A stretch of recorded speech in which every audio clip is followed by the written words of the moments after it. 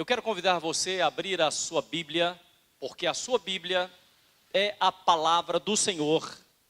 E nós estaremos meditando no Antigo Testamento, no caderno de Deuteronômio, capítulo de número 8, nós estaremos lendo a partir do verso de número 7, e assim diz a palavra: Eis que Yahvé, teu Deus, vai fazer-te herdar uma terra boa, repleta de riachos e tanques de água, de fontes que jorram nos vales e colinas, terra que produz muito trigo e cevadas, videiras e figueiras, romãzeiras, azeite de oliva e mel. Terra onde não faltará o pão, onde não sentireis falta de nada. Terra onde as rochas têm ferro e onde podereis extrair cobre das colinas. Vocês ouviram? Eu creio que Deus sempre quer fazer coisas novas na nossa vida. E eu creio também que você é muito especial. E é exatamente por isso que Deus quer falar conosco. Nós somos tão preciosos, nós somos tão especiais aos olhos de Deus, que nós não podemos carregar dentro de nós nenhuma tristeza, nenhuma angústia, nenhuma inveja, nenhuma raiva, nenhuma amargura. Você é tão especial que você não pode carregar coisas ruins dentro de você. Pelo contrário, você precisa carregar dentro de você as coisas boas do Senhor. Então não permita que coisas ruins estejam tomando lugar dentro de você. Quando o Senhor nos dá essa palavra, Deus nos leva a entender exatamente aquilo que Ele tem para cada um de nós. Deus, na verdade, estava falando com o povo de Israel, um povo que já havia saído da escravidão do Egito. Foram mais de 400 anos na condição de escravos. E eles viram os avós, os pais, as pessoas morreram como escravas, apanhando, trabalhando, trabalho forçado, trabalho duro. E um trabalho, quando é pesado demais, acaba destruindo o físico. E não apenas o físico, como também o emocional, porque aquele trabalho era um trabalho forçado que o povo de Israel estava fazendo no Egito, porque eram escravos. E eles saíram, eles foram libertos, porque Deus não quer que você permaneça aprisionado, porque você é especial para o Senhor. Deus não quer ver um povo na condição de escravo. E Deus tira aquele povo da condição de escravo e Deus começa a falar com eles. Deus diz assim: estou levando vocês para uma terra. Vocês haverão de herdar uma terra que tem fontes, uma terra que tem tanques de águas. É muito interessante a gente pensar no contexto da Palestina, um lugar muito seco, muito árido. E lá um pequeno poço vale muito. Uma pequena fonte vale demais. Imagina você com sede em um deserto. Certamente você compraria uma garrafa de água por um alto valor. E quando nós olhamos para a palavra, Deus estava prometendo fontes de águas. Fontes de águas de onde nascem rios. E os rios trazem fertilidade, um rio traz vida, um rio traz alegria. Um rio é capaz de matar a sede, um rio pode dar nome até mesmo à cidade. Existem cidades que têm nome de rio. Nós moramos muitos anos na cidade de Piracicaba. Então, passa um rio muito bonito naquela cidade. E aqui diz a palavra do Senhor que Deus haveria de dar àquele povo, Deus faz uma promessa: estou dando a vocês uma terra boa, onde tem fontes que jorram nos vales e nas colinas. Eu sou apaixonado pelo Salmo 1, e o Salmo 1 diz que aquele que está plantado junto aos ribeiros de água, está no Salmo 1, faça o Salmo 1 como um modelo de vida para você, que certamente você vai crescer em todos os sentidos. O Salmo 1 diz que aquele que está plantado junto aos ribeiros, não é o ribeiro, mas os ribeiros, porque se um rio secar, se um ribeiro secar, existem outros ribeiros. Esse será como uma árvore frondosa, as folhas não caem. Por que é que uma folha não cai? Uma folha não cai quando ela está verde, quando ela tem vida, quando ela está saudável. Não diz a palavra que são folhas secas, mas são folhas que não caem. Mas para que o povo de Israel chegasse a essa condição, para que o povo de Israel entrasse nessa terra, diz aqui a palavra de Deus, que Deus fez com que eles fossem provados. Diz o verso de número 2, que Deus traz sempre em viva memória a maneira que Deus conduziu o seu povo. E diz um pouco mais adiante, que Deus queria saber o que é que havia no coração do seu povo. Essa é uma questão muito importante. O que é que anda no nosso coração? O que é que nós temos colocado dentro do nosso coração? O que é que nós estamos carregando dentro de nós? Jesus diz que onde está o seu tesouro, aí está o seu coração. O que é que nós carregamos? O que é que nós trazemos? Na verdade, Deus estava educando aquelas pessoas para que eles fossem maduros. Deus às vezes nos educa, Deus às vezes nos disciplina, exatamente para que nós possamos sermos maduros na nossa fé.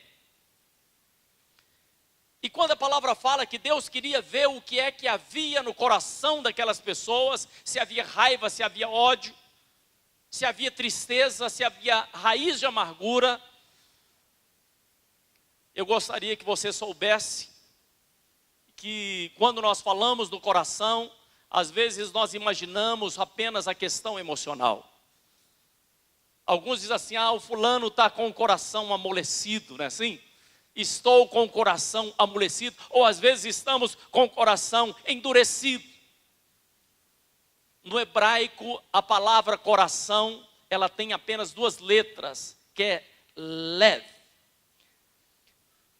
São duas letras, a primeira letra é a letra lamed. Lamed, a letra parece claro que é um outro alfabeto, a letra parece um cajado, um pequeno cajado. E essa letra tem um significado de autoridade. E a segunda letra é a letra Beit. Nós aprendemos aqui outro dia que existem cidades, né? Beit Seda. Existem Beit Salem, que são cidades, são nomes de cidade. Então Beit é o nome que se dá à casa. Então a palavra coração em hebraico não significa apenas uma questão emocional. A palavra coração hebraico significa uma força interior. Quando nós nos colocamos diante de Deus, não numa questão emocional, mas com uma autoridade interior.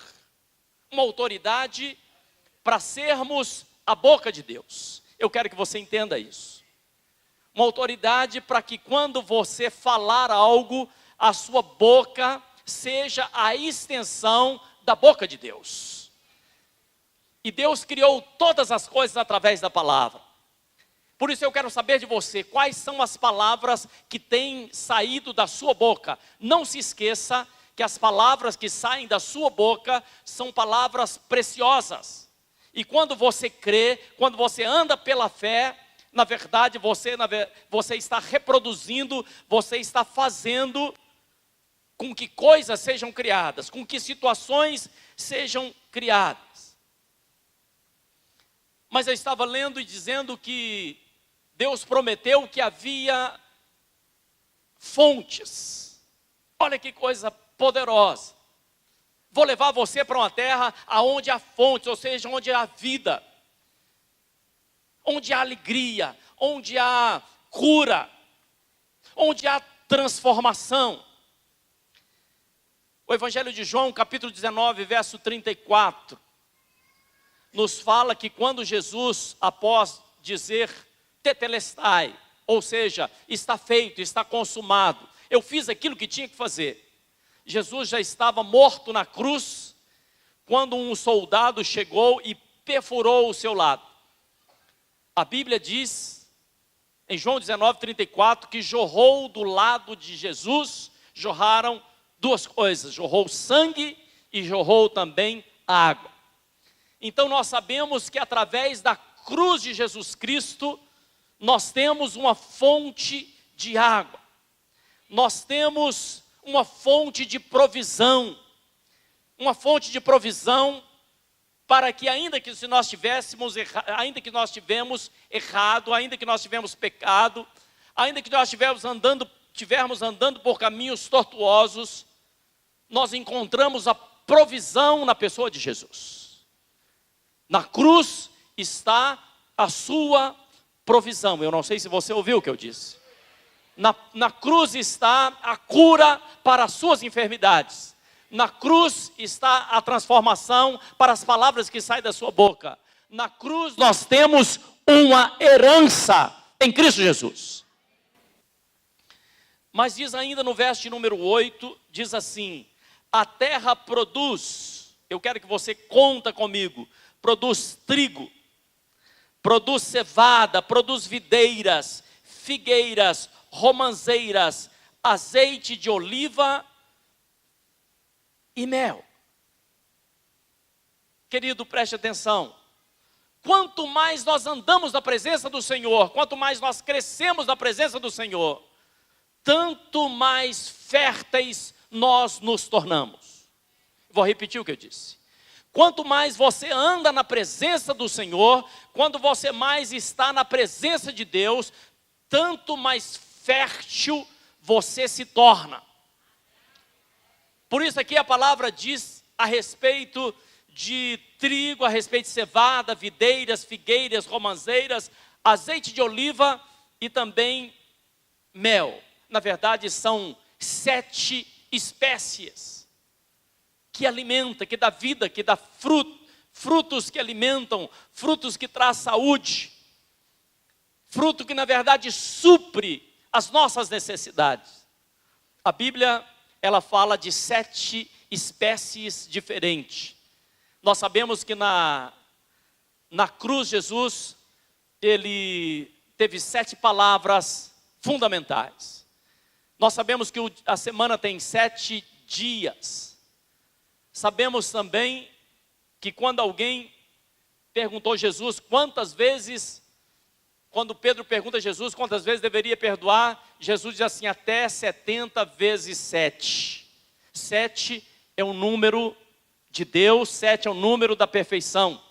Nós precisamos ficar atentos ao que é que a palavra de Deus está nos ensinando. Precisamos ler atentamente, precisamos buscar atentamente o que é que Deus está nos instruindo. Por isso que quando nós olhamos para a pessoa de Jesus, nós não estamos encontrando uma religião. Quando nós olhamos para Jesus, nós não estamos encontrando uma filosofia de vida. Jesus não é uma religião. Jesus é verdadeiramente o Filho de Deus. Ele é o Filho de Deus.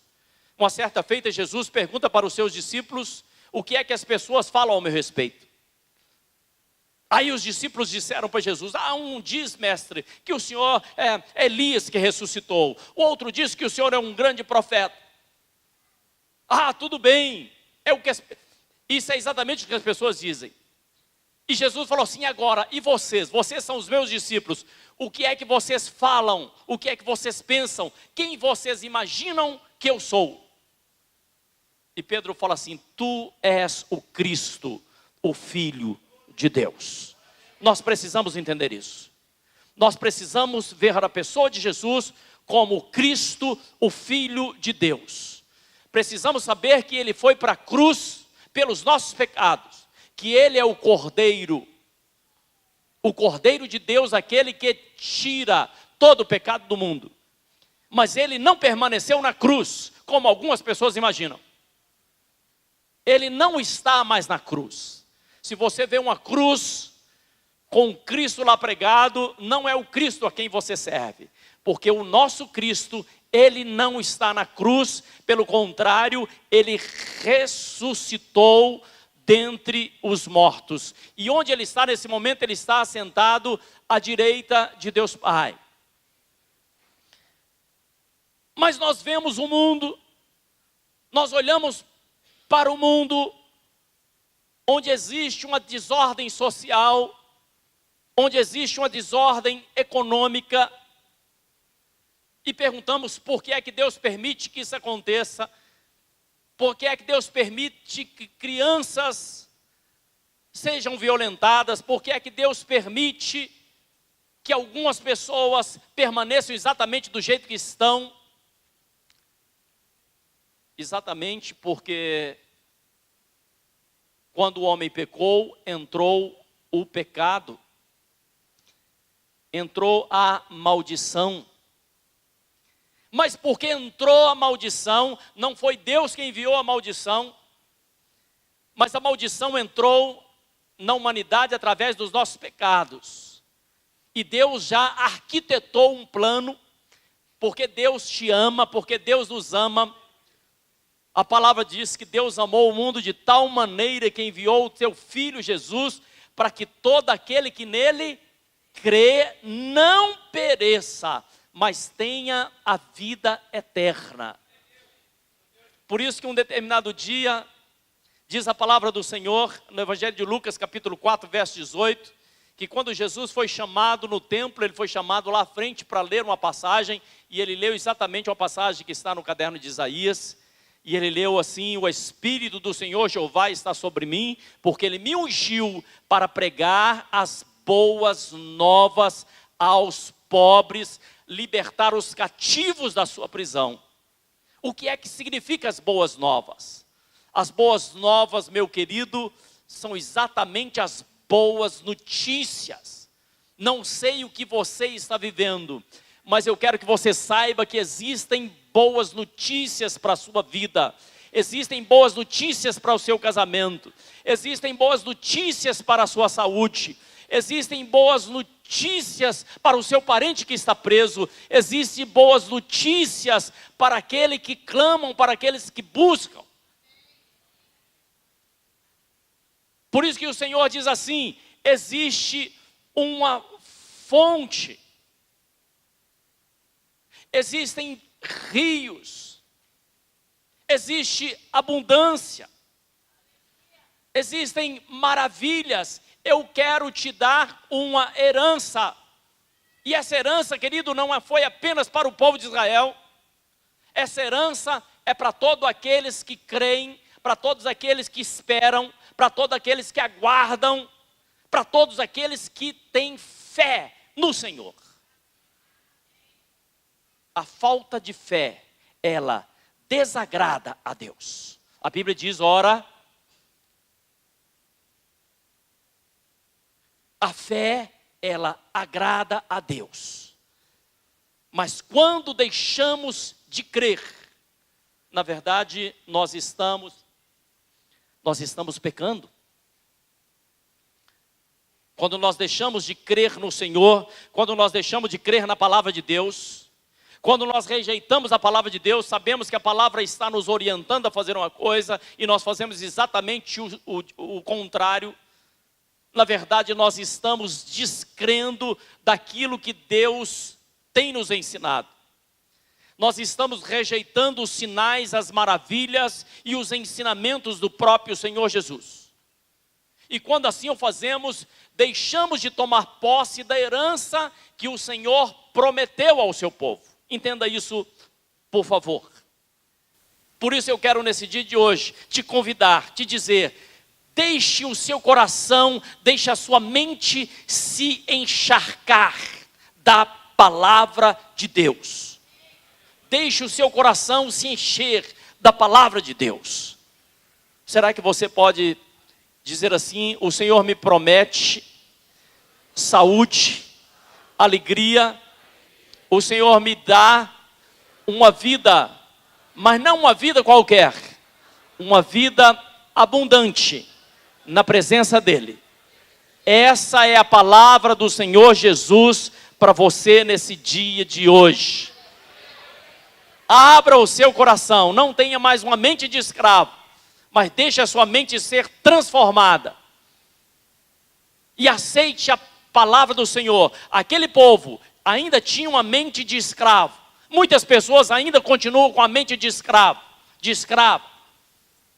Mas quando nós deixamos a palavra de Deus encher o nosso coração, nós estamos, na verdade, nos arrependendo dos pensamentos equivocados. Aliás, a primeira pregação de Jesus foi: arrependei-vos e crede no Evangelho. Coloca a mão sobre o seu coração, porque eu quero orar por você. Pai, nós te adoramos, nós bendizemos o teu nome. Queremos nesse dia de hoje, ó Pai, ao ouvir a tua mensagem, ao ouvir a tua palavra, queremos que essa palavra venha fazer parte da nossa vida. O teu Evangelho é verdadeiro.